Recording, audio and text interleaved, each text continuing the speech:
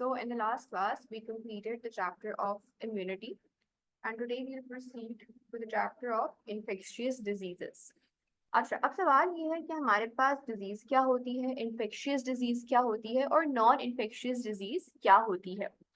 So basically हमारे पास disease कोई भी एबनॉर्मल कंडीशन जो कि हमारे पास हमारी जो एक फंक्शनैलिटी है ऑर्गेनिज्म की उसको रिड्यूस करे, उसको लेस इफेक्टिव करे, उसको हम डिजीज बुलाते हैं। यानी ऐसी कोई भी कंडीशन जिसमें हमारी body out of the normal act कर रही हो और उसकी जो ओवरऑल फंक्शनैलिटी है, जो परफॉर्मेंस है, वो डिक्रीज हो, ऐसी सिचुएशन, ऐसी कंडीशन को हम डिजीज बुलाते हैं। तो क्वेश्चन इज कि कौन सी डिजीजेस हमारे पास इन्फेक्शियस डिजीजेस होती हैं और कौन सी डिजीजेस हमारे पास नॉन इन्फेक्शियस डिजीजेस होती हैं। इन्फेक्शियस डिजीज क्या है? हमारे पास कुछ डिजीज, हमने एक वर्ड सुना हुआ है पैथोजन।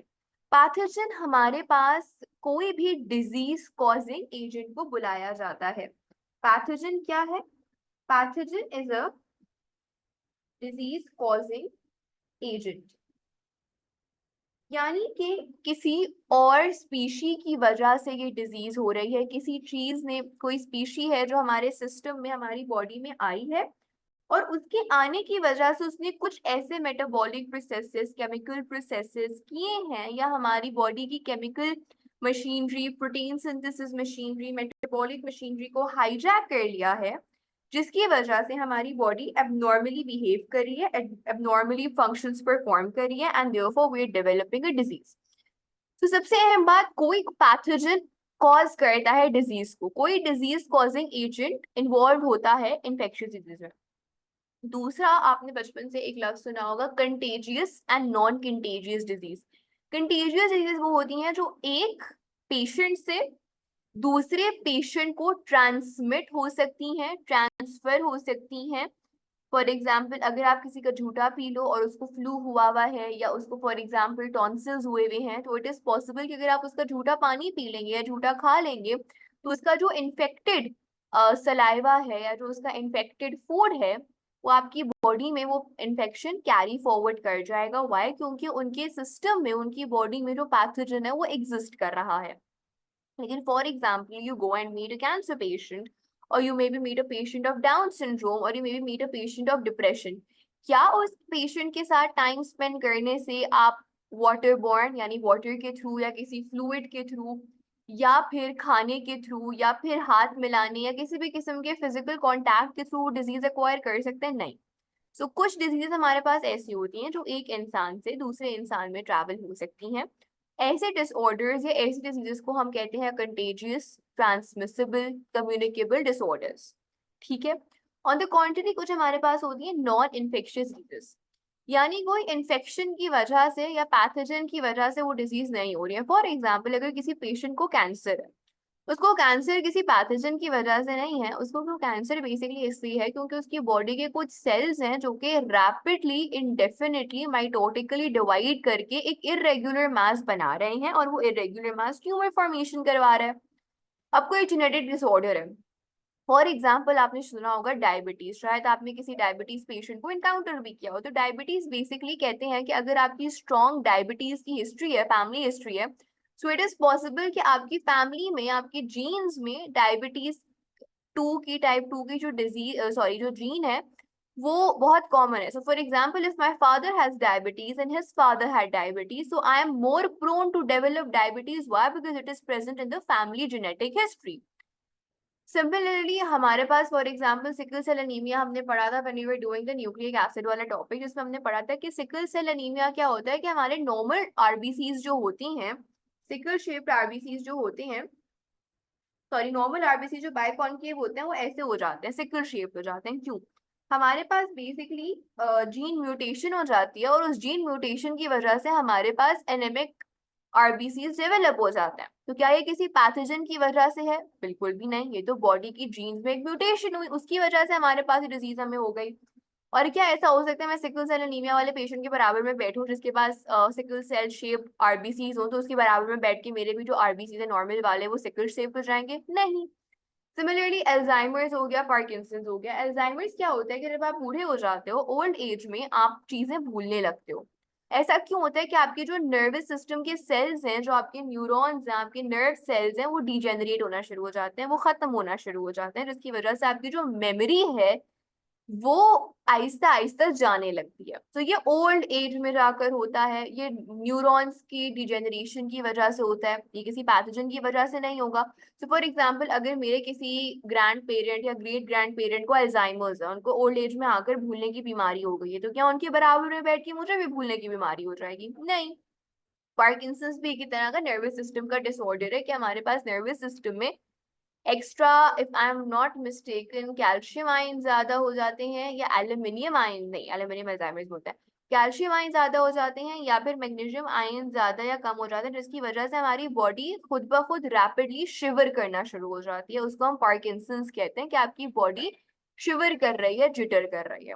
तो अगर for example I have a patient of Parkinson's in my family, so it doesn't mean that if I am sitting next to a patient of Parkinson's मेरी बॉडी भी शिवर करना शुरू हो जाएगी या जिटर करना शुरू हो जाएगी।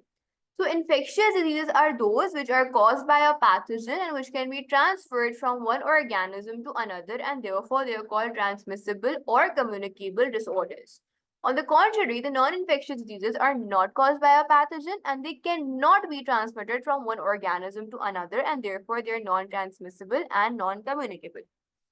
हम क्या टॉपिक पढ़ने लगे हैं? हम पढ़ने लगे हैं इन्फेक्शियस डिजीज का टॉपिक। यानी हम देख रहे हैं कि कौन से पैथोजेंस की वजह से कौन सी डिजीजेस कॉज हो सकती हैं, और उन डिजीजेस की वजह क्या है, कॉज होने की वजह क्या है, साइट ऑफ मतलब कौन सा पैथोजन कॉज कर रहा है, बैक्टीरिया कॉज कर रहा है, वायरस कॉज कर रहा है, प्रोटोजोआ कॉज कर रहा है।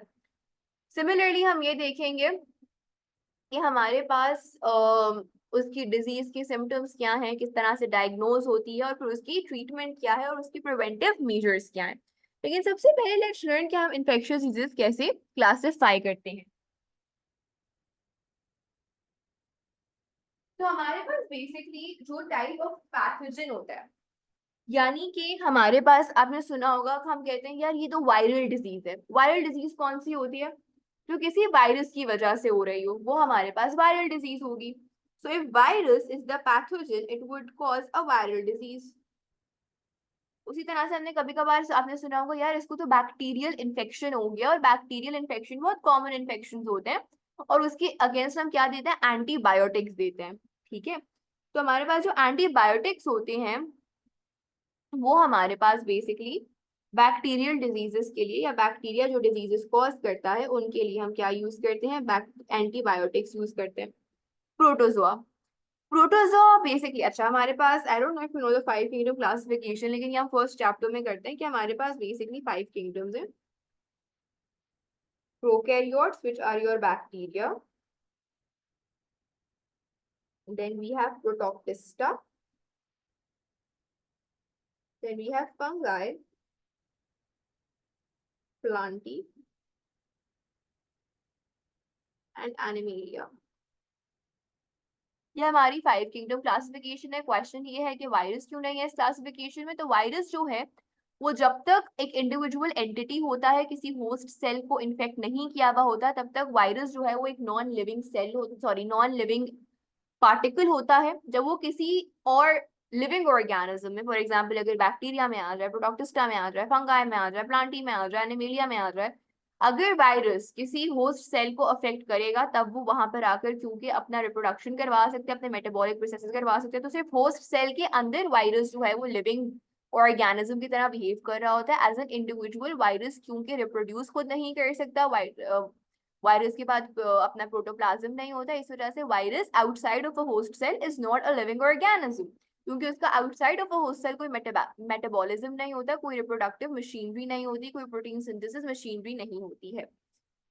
अच्छा जी, तो हमारे पास ये 5 किंगडम्स होते हैं। प्रोकैरियोट जो कि बैक्टीरियल किंगडम है, प्रोटोक्टिस्टा, प्रोटोक्टिस्टा एक ऐसा किंगडम है कि वो सारे स्पीशीज जो ना ही बैक्टीरिया होते हैं, जो ना फंगाई होते हैं, ना प्लांटे होते हैं, ना एनिमेलिया होते हैं, वो जो बचे कुछ स्पीशीज होते हैं जो बाकी 4 में क्लासिफाई नहीं हो सकते, उनको हम किस में क्लासिफाई कर देते हैं? प्रोटोक्टिस्टा में क्लासिफाई करते हैं। तो कभी कभार इसको कहा जाता है इट्स अ डस्टबिन किंगडम, क्योंकि इसमें जो भी चीजें रह जाती हैं, जो लेफ्ट ओवर होते हैं, वो सारे के सारे प्रोटोक्टिस्टा में आ जाते हैं। तो प्रोटोक्टिस्टा ही में हमारे पास एक फर्दर क्लास होती है प्रोटोजोआ, और हम अभी प्रोटोजोआ की एक डिजीज हमारे सिलेबस का पार्ट भी है, मलेरिया। प्लाज्मोडियम जो है वो एक प्रोटोजोआ है जो कि कॉज कर रहा होता है इस डिजीज को। तो हम पढ़ रहे होंगे कि किस तरह से हमारे पास प्रोटोजोआ भी डिजीजेस कॉज कर सकती हैं, जिसकी एक एग्जांपल हमारे पास क्या है, मलेरियल इन्फेक्शन। देन फंगाई का भी आपने शायद सुना हो कि इसको फंगल इन्फेक्शन हो गया। फंगल इन्फेक्शन यूजुअली ना स्किन इन्फेक्शन जो होते हैं वो अक्सर वो बेशतर हमारे पास फंगल इन्फेक्शन होते हैं। फिर आपने ये भी सुना होगा कि यार इसके पेट में कीड़े हो गए हैं, इसके पेट में कीड़े हो गए हैं, या फॉर एग्जांपल किसी के स्टूल में से आपने सुना होगा कि शायद कीड़ा निकला है या वर्म्स निकले हैं। तो हमारे पास कभी कभी वर्म्स जो होते हैं वो बॉडी के अंदर आ जाते हैं, और यूजुअली जो पेशेंट्स जिनके पेट में कीड़े होता है उनकी एपेटाइट लूज हो जाती है, उनको क्या कहते हैं, इट इज पॉसिबल कि उनके स्टूल में ब्लड आ रहा हो या उनके पेट में दर्द हो रहा हो। तो अगर आप वर्म्स को इनगल्फ कर लो या किसी तरीके से वर्म्स आपके सिस्टम में चले जाएं, तो वो जो तबाहियां मचाते हैं उन डिजीजेस को हम कहते हैं कि ये वर्म्स ने कॉज की हैं, और उनको हम सेपरेटली क्लासिफाई करते हैं। फिर आ जाते हैं प्रायोन्स। प्रायोन्स क्या है? प्रायोन्स बेसिकली हमारे पास होते हैं प्रोटीन्स, ऐसे प्रोटीन्स होते हैं जो कि टेक्निकली उनको प्रोटीन होना चाहिए बट वो एक डिजीज कॉजिंग एजेंट बन जाते हैं। Prions is something which is not part of your syllabus, so I would say let's not talk about it. But ये 6 हमारे पास पैथोजेंस होते हैं जो कि डिजीज कॉजिंग एबिलिटी रखते हैं और इनकी वजह से डिजीजेस हो सकती हैं। एनी क्वेश्चन सो फार? ओके, हमारे पास हमें बेसिकली 4 डिजीजेस करनी है फॉर दिस चैप्टर।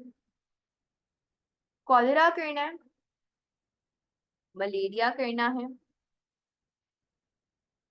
ट्यूबरक्यूलोसिस करना है, एंड हमें एड्स करना है, और एंटीबायोटिक्स का एक छोटा सा चैप्टर है जो हमें करना है। आज हम इंशाल्लाह कॉलेरा को कंप्लीट करेंगे। Before we move towards cholera हम एक चार्ट बना लेते हैं, और ये बेसिकली चार्ट कह लो, पॉइंटर्स कह लो, हम जब भी कोई भी डिजीज कर रहे होंगे हमें ये बातें या ये चार्ट उस डिजीज का फिल करना है। सबसे पहले एक डिजीज का पॉजिटिव एजेंट क्या है, यानी किस स्पीशी की वजह से, किस पैथोजन की वजह से वो डिजीज हो रही है। तो हमें सबसे पहले ये पता होना चाहिए कि इस डिजीज को कॉज करने वाला एजेंट, इस डिजीज को कॉज करने वाला पैथोजन क्या है। Once we figured out the positive agent, हमें ये देखना है कि मोड ऑफ ट्रांसमिशन क्या है। फॉर एग्जाम्पल, आपके पास कुछ डिजीजेस जो होती हैं वो एयरबॉर्न होती हैं, वो हवा से फैलती हैं, राइट। उनको हम एयरबॉर्न डिजीजेस कहते हैं कि अगर आप गंदी इन्वायरमेंट में चले जाएं और आप गंदी इन्वायरमेंट की हवा इनहेल कर लें तो उस हवा में शायद ऐसे कुछ ऑर्गेनिजम्स होंगे जो कि डिजीज कॉजिंग होंगे। सिमिलरली अगर आपको कोविड का याद होगा, कोविड को कहा जाता था it is a droplet infection, यानी ये छींक के थ्रू, आपका जो नजला है उसके थ्रू ट्रांसफर हो सकता है, या सलाइवा के थ्रू ट्रांसफर हो सकता है, पसीने के थ्रू ट्रांसफर हो सकता है, राइट। तो कुछ होते हैं ड्रॉपलेट इन्फेक्शंस जो कि आपके स्नीज से, आपकी सलाइवा से, आपके स्वेट से ट्रांसफर हो सकता है। फिर कुछ होते हैं बॉडी फ्लूइड के थ्रू ट्रांसफर हो गए, फॉर एग्जाम्पल आपके ब्लड, फॉर एग्जाम्पल एक इन्फेक्टेड इंसान का ब्लड अगर दूसरे नॉन इन्फेक्टेड इंसान के अंदर इंजेक्ट कर दिया जाए तो through the blood, through this exchange of medium, one person's infection is transferred to another। तो उसका mode of transmission क्या होगा, body fluid, and in this case blood is the body fluid which is basically acting as a transmitting agent। तो causative agent क्या है, यानी कौन सा पैथोजन रिस्पॉन्सिबल है मोड ऑफ ट्रांसमिशन के, किस जरिए से, किस चीज के थ्रू ट्रांसमिशन हो रही है, फ्लूइड के थ्रू हो रही है, वाटर बॉर्न है, बॉडी फ्लूइड एक्सचेंज की वजह से है, एयर बॉर्न है, वाटर बॉर्न है, ऑल ऑफ दीज। फिर तीसरा हमें ये देखना है कि अच्छा एक दफा वो जो पॉजिटिव एजेंट है वो ट्रांसफर हो गया, तो ट्रांसफर होने के बाद क्या साइंस एंड सिम्टम्स एक डिजीज के होते हैं जिससे हम आइडेंटिफाई या गेस कर सकें कि इस इंसान को ये डिजीज है। So what are the signs, the symptoms of that disease. And then number 4, diagnosis. Signs और सिम्टम्स हमें नजर आ रहे हैं, अच्छा यार ये सिम्टम्स हैं तो इसको मलेरिया हो सकता है, सिम्टम्स है अच्छा यार ये तो डेंगू के सिम्टम्स है, लेकिन हम इसको डायग्नोस कैसे करें, तो कौन सा टेस्ट है, क्या डायग्नोस्टिक प्रोसीजर है जिसके थ्रू हम एक डिजीज को फाइंड आउट कर सकते हैं, तो उसका डायग्नोसिस क्या है। फिर हमारे पास डायग्नोसिस हो गया, हमें पता चल गया कि डिजीज तो यही है जिसको हम सस्पेक्ट कर रहे थे। तो once the diagnosis is done, what is the treatment for that disease, किस तरह से हम ट्रीट कर सकते हैं, उसे क्योर कर सकते हैं। एंड लास्टली, ये सब तो डिजीज करवाने वाली चीज है ना, what we can do in order to prevent and control the spread of the disease. हमें ये सब हो ही ना, हम किस तरह से अपने आप को प्रोटेक्ट कर सकें इस डिजीज, इस पॉजिटिव एजेंट से। फॉर एग्जाम्पल, जब कोरोना हुआ था तो हमारे पास एक लिस्ट ऑफ क्या थी, एसओपीज थे कि आप ये सारी चीजें करेंगे so you would be protected और you can prevent Covid from happening to you. और वी सेड कि यार आप आइसोलेशन करें, क्वारंटीन करें, so that the spread of the disease can be controlled. तो प्रिवेंटिव और कंट्रोलिंग मेजर्स क्या है, so how can we prevent and control the spread of this disease. तो ये 6 चीजें हमें देखनी है कि इन सब चीजों का चेकलिस्ट बनाते रहना है when we are studying any disease.